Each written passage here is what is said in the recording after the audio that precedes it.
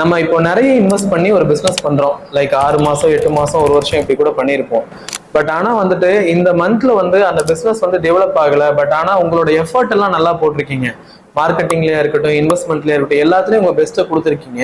But அந்த பிசினஸ்ல இருந்து நீங்க நினைச்ச மாதிரி ஒரு அவுட்புட் கிடைக்கல அப்படின்னா, ஐ பர்சனலி சஜஸ்ட், இப்போ உங்களுக்கு ஃப்ரெண்ட்ஸ் அண்ட் ஃபேமிலியில இல்ல நீ இவ்வளவு பணம் போட்டிருக்க, வெயிட் பண்ணி கொஞ்ச நாள் பாரு இப்படி எல்லாம் சொன்னாங்கன்னா, தயவு செய்து என்னோட பேச்சை கேளுங்க. அந்த பிசினஸ் விட்டு உடனே நீங்க வெளியே வர்றதுதான் ரொம்பவே நல்லது.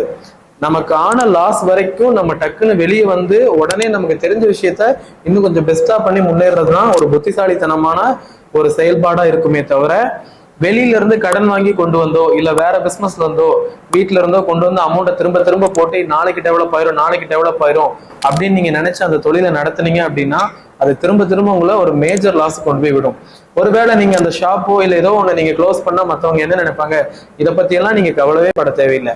எவ்வளவு கடன் ஆனாலும் எவ்வளவு டிப்ரெஷன் ஆனாலும் at the end of the time அதை நீங்க தான் ஃபேஸ் பண்ண போறீங்க. அப்படிங்கிறப்போ இது உங்களோட முடிவு தான். உங்களுக்கு என்ன விஷயம் கரெக்டா வரும், இதை பெட்டரா நான் பண்ண முடியும்னு நீங்க நினைக்கிறீங்களோ அதுல நீங்க கண்டிப்பா சக்சஸ்ஃபுல்லா பண்ணுவீங்க.